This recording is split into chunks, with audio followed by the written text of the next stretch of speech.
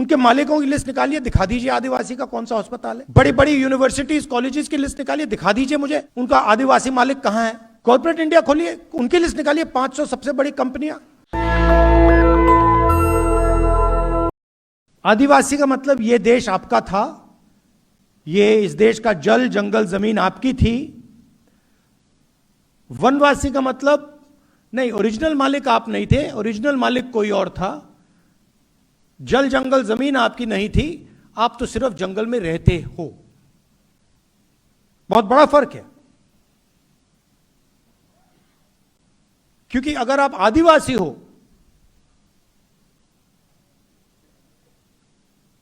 तो फिर इस देश का आप पर कर्ज है। आपकी जमीन ली गई,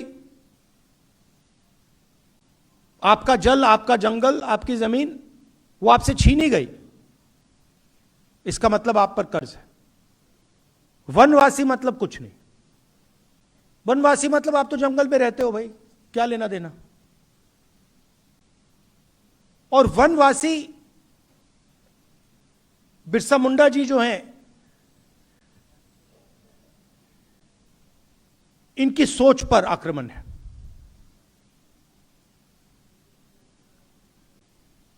किसी ने कहा कि हम कॉन्स्टिट्यूशन की लड़ाई लड़ रहे हैं। ये देखिए, ये कॉन्स्टिट्यूशन। अब आप में से बहुत लोग सोचेंगे कि देखिए, ये जो किताब है ये आजादी के बाद लिखी गई है, इसमें हिंदुस्तान के सारे कानून हैं, हिंदुस्तान का जो विजन है इसमें है, हिंदुस्तान के हर नागरिक को एक वोट ये देता है। मगर ये नई किताब नहीं है। इस किताब में हजारों साल पुरानी सोच है।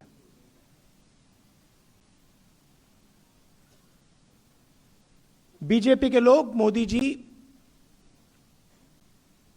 बिरसा मुंडा जी की मूर्ति के सामने हाथ जोड़ते हैं,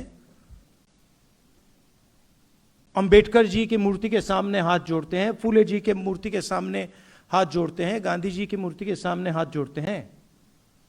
मगर जो बिरसा मुंडा जी ने कहा था, जिस चीज के लिए वो मरे, उसकी रक्षा नहीं करते। मोदी जी, बीजेपी के लोग मेरे ऊपर आक्रमण करते हैं।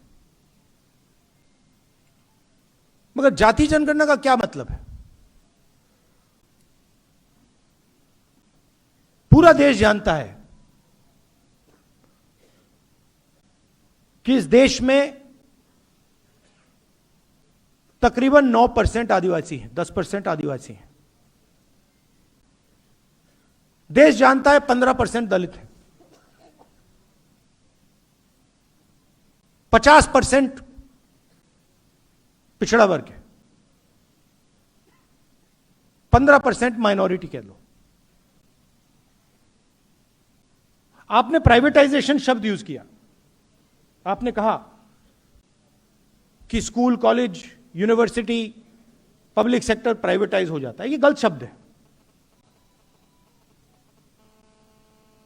प्राइवेटाइजेशन से लग रहा है कि जब यह प्राइवेटाइजेशन होता है, यह सबको जाता है।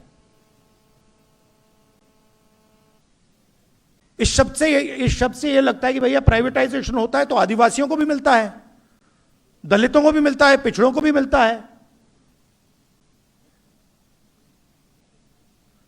नहीं, प्राइवेटाइजेशन का मतलब चुने हुए 5-7% लोगों को मिलता है।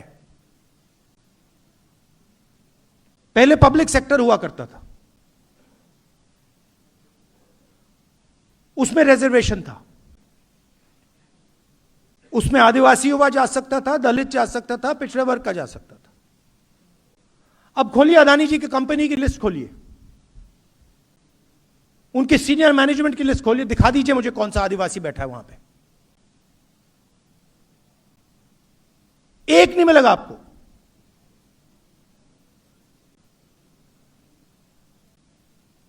बड़े बड़े ब्यूरोक्रेट्स की लिस्ट निकाल दीजिए। कुछ साल पहले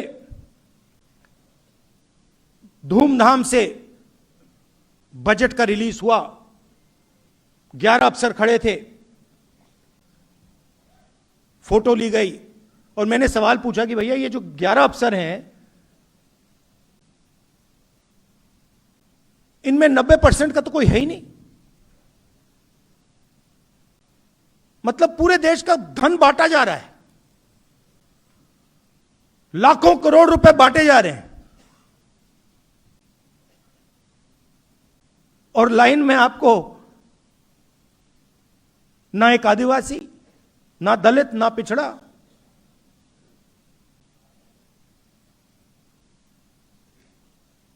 कहीं भी देख लीजिए आप।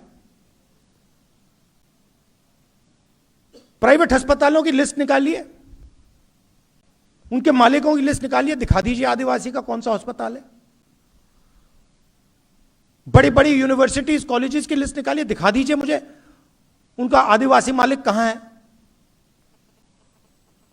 कॉर्पोरेट इंडिया खोलिए, उनकी लिस्ट निकालिए, 500 सबसे बड़ी कंपनियां जिनका लाखों करोड़ रुपए ऐसे माफ हो जाता है। 1 सेकंड लगता है मोदी जी को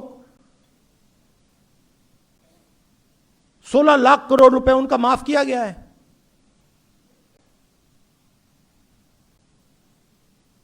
उनकी लिस्ट निकालिए, मालिकों की लिस्ट निकालिए, दिखा दीजिए वहां पे कौन सा पिछड़ा है, दलित, आदिवासी, माइनॉरिटी, कहां है लोग उसमें। तो देश का पूरा धन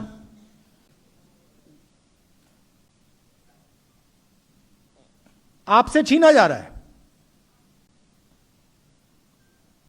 आप जीएसटी देते हो ना? देते हो नहीं देते हो? देते हो ना? ये आप कपड़े पहने हैं, इसमें जीएसटी जाती है ना?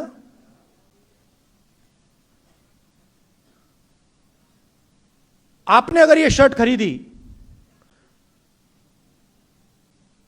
जितनी जीएसटी उस पर लगती है, अदानी जी की भी उसी शर्ट पे लगेगी ना?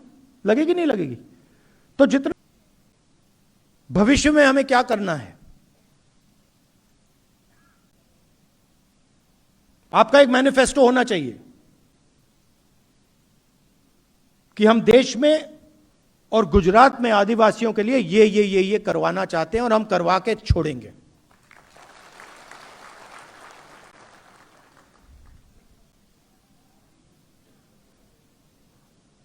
और सबसे जरूरी चीज ये संविधान है। हम शिक्षा की बात कर रहे हैं, आज वाइस चांसलर्स की लिस्ट निकालिए, आपको सिर्फ आरएसएस के लोग मिलेंगे।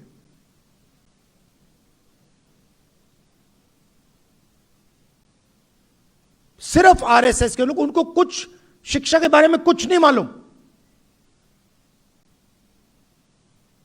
साइंस के बारे में नहीं मालूम,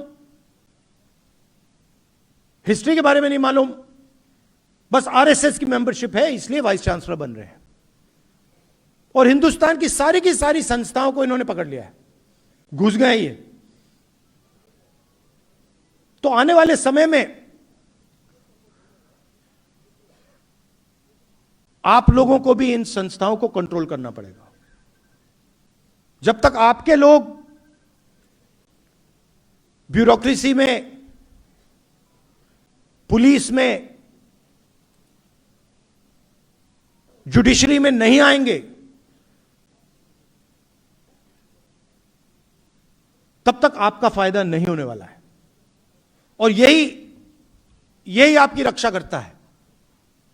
और ये लगे हुए हैं, मैं बता रहा हूं, ये लगे हुए हैं इसको खत्म करने में, क्योंकि इस बात को मानने को तैयार नहीं है कि हिंदुस्तान के हर नागरिक को 1 वोट मिलना चाहिए। इनकी थिंकिंग में, इनकी सोच में आप लोग कम हो।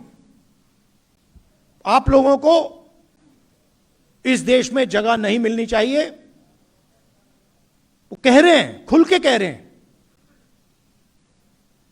कि आप लोग वनवासी हो, आपको जंगल में रहना है। उस शब्द में बहुत कुछ छुपा है। जो जंगल में रहता है उसे अंग्रेजी की जरूरत है? क्या जरूरत है? उसे शिक्षा की जरूरत नहीं। जो आदिवासी है उसको शिक्षा की जरूरत है।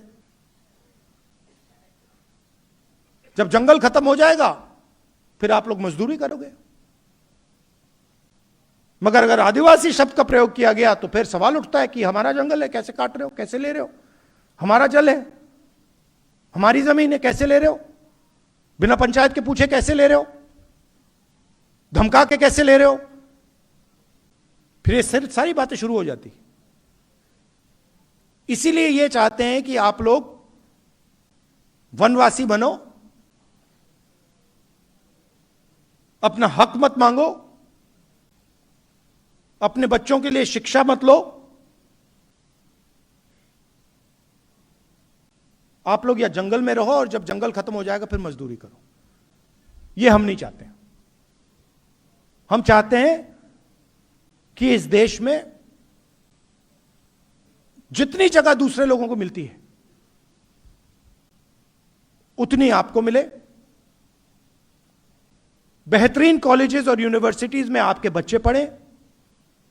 हिंदुस्तान की सबसे बड़ी कंपनियों में आपके लोग काम करें, आपके बच्चे काम करें। जब सीईओ की लिस्ट निकाली जाए उस लिस्ट में आदिवासी नाम दिखें। ऐसा भविष्य हम चाहते हैं। यही लड़ाई। और आप जानते हो जो आपने कहा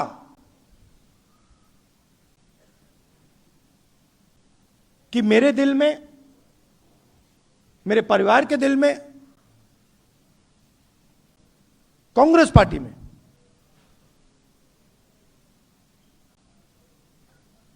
आपके लिए बहुत जगह है, प्यार है, मोहब्बत है।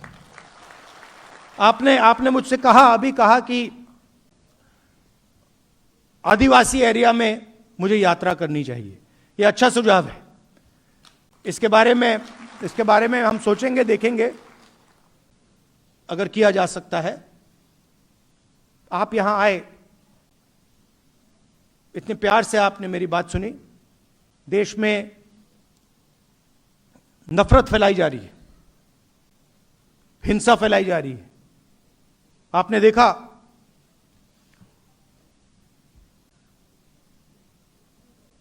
ईरान में युद्ध हो रहा है। देखा, प्रधानमंत्री भाग गए थे पार्लियामेंट हाउस से। देखा आपने? देखा था?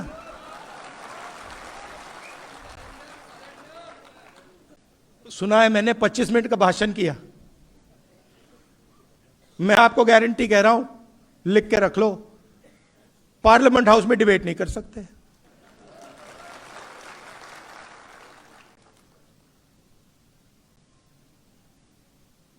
कॉम्प्रोमाइज हो गए। आप देखिए अमेरिका के साथ, थोड़ा सा मैं आपको बताता हूं। अमेरिका के साथ इन्होंने डील किया, यूएस डील। उसमें पहली बार हिंदुस्तान के प्रधानमंत्री ने, किसी भी प्रधानमंत्री ने, कृषि का सेक्टर खोला। किसी भी प्रधानमंत्री ने आज तक कृषि का सेक्टर नहीं खोला। उसका कारण है क्योंकि हमारे जो खेत हैं वो छोटे खेत हैं। आप जानते हो 5, 6, 10 एकड़ के, 1 एकड़ के, 2 एकड़ के खेत हैं।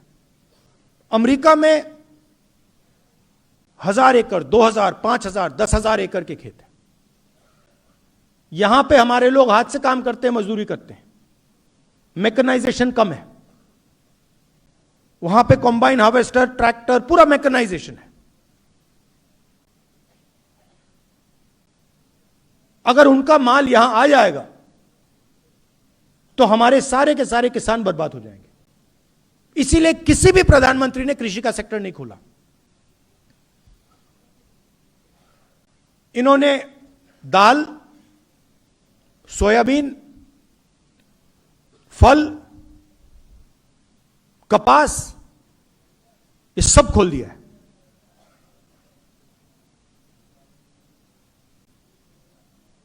चार महीने के लिए नहीं खोलना चाह रहे थे।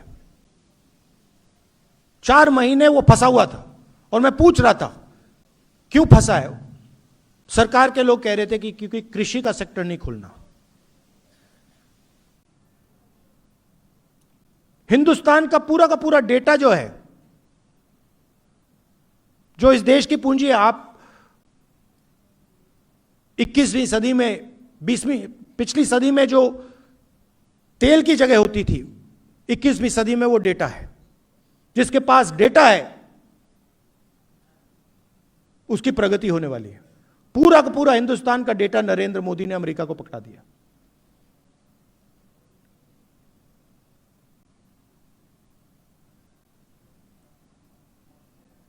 $9 लाख करोड़, नंबर याद रखिए। हर साल हिंदुस्तान अमेरिका से 9 लाख करोड़ रुपए का माल खरीदेगा। 5 साल के लिए हर साल 9 लाख करोड़ रुपए।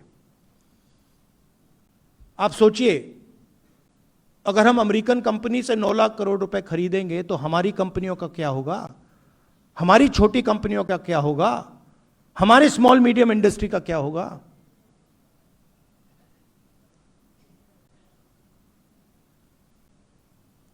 अमेरिका का जो टैक्स था वो 0 कर दिया और हमारा पहले से ज्यादा कर दिया।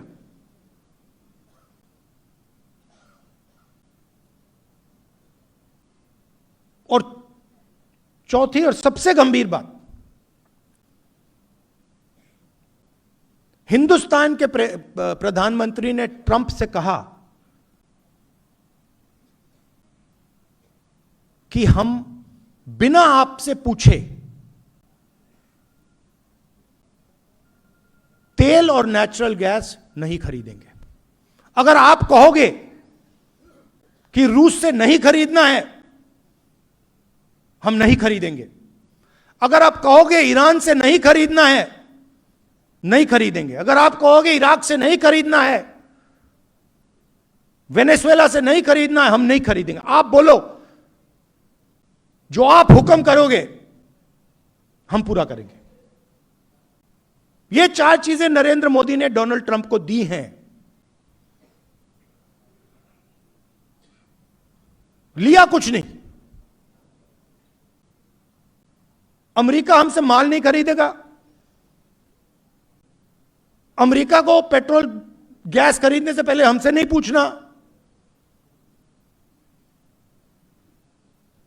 उनका टैक्स कम हो गया, हमें कुछ नहीं मिला। क्यों? क्योंकि डोनाल्ड ट्रंप ने नरेंद्र मोदी को कंट्रोल कर रखा है। कैसे? एप्स्टीन,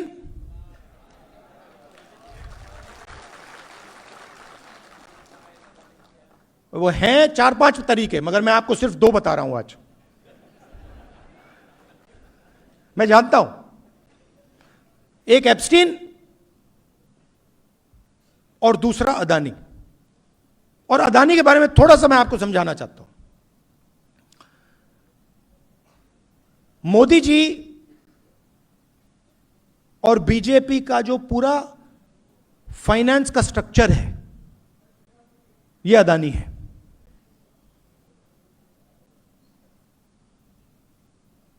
अदानी आम कंपनी नहीं है, इस बात को आप समझिए।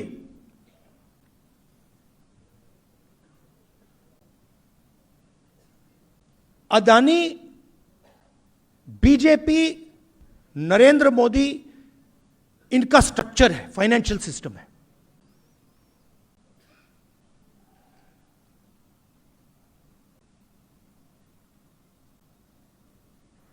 पोर्ट पकड़ा दिए, एयरपोर्ट दे दिए, सीमेंट की कंपनी दे दी, मुंबई का एयरपोर्ट उठा के दे दिया,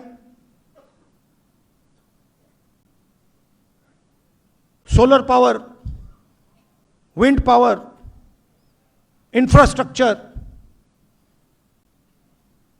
सारा का सारा इस व्यक्ति को दिया। क्या लगता है आपको, यह काम फ्री में हो रहा है क्या? फ्री में हो रहा है? नहीं, फ्री में नहीं हो रहा।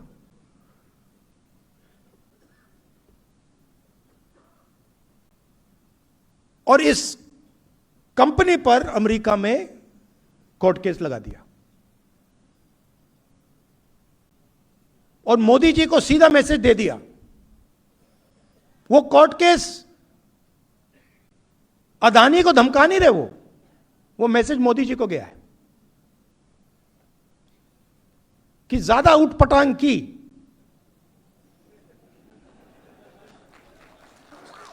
हिंदुस्तान के लोगों के साथ ड्रामा करना कर लो, हमारे साथ ड्रामा किया ना तूने, फिर देखना। पूरा का पूरा रिकॉर्ड उनके हाथ में भाई। पैसा कहां गया, कहां से कहां गया, कैसे जाता है, कब जाता है, सारा हाथ में। डोनाल्ड ट्रंप ने तो खुल के कह दिया, गूगल पे जाइए देखिए, वो तो कह रहा है कि भैया मैं नरेंद्र मोदी के करियर को खत्म कर दूं जब चाहता हूं, मुझसे मत करवाओ।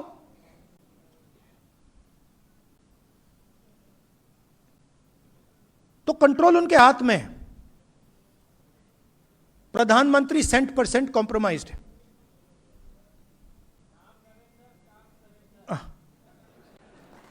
बट नहीं, अब आप बोल रहे हो मगर नुकसान किसका हो रहा है? आपका हो रहा है। आपका भयंकर नुकसान हो रहा है आदिवासियों का।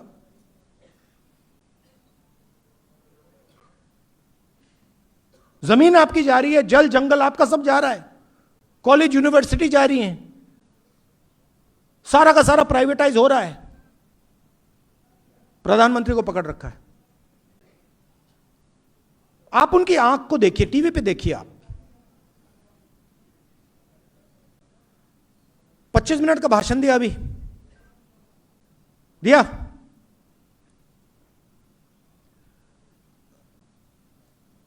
आप बताइए, अमेरिका के खिलाफ कुछ बोला?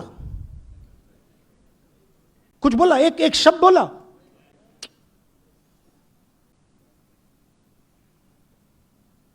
%% कंट्रोल में है।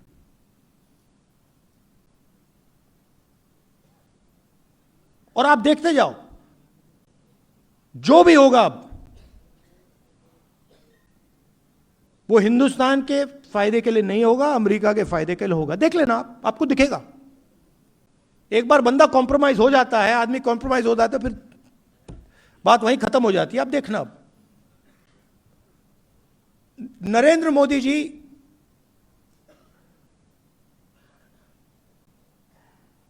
ट्रंप के सामने चूं तक नहीं कर सकता है। बता रहा हूं आपको, मैं सच बोलता हूं।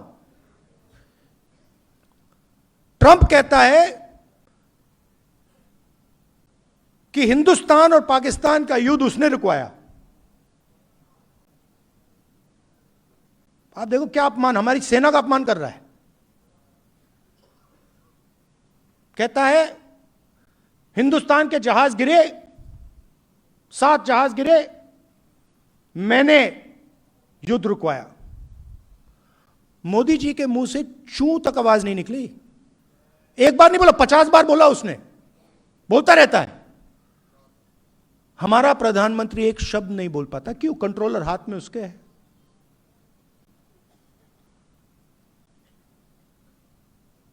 और अंत में जब मोदी जी का कंट्रोल उधर है तो सबसे ज्यादा चोट आपको लगती है, क्योंकि आपका प्रधानमंत्री आपके लिए काम ही नहीं कर रहा है, आपकी रक्षा ही नहीं कर सकता। नेशनल दस्तक की आपसे गुजारिश है कि अगर इसको बचाना चाहते हैं तो नेशनल दस्तक को सब्सक्राइब करने के लिए रेड कलर के सब्सक्राइब बटन को दबाएं, फिर बेल आइकन की घंटी दबाएं। नेशनल दस्तक को बचाने के लिए बहुत जरूरी है कि हर खबर को शेयर करें, लाइक करें, कमेंट जरूर करें।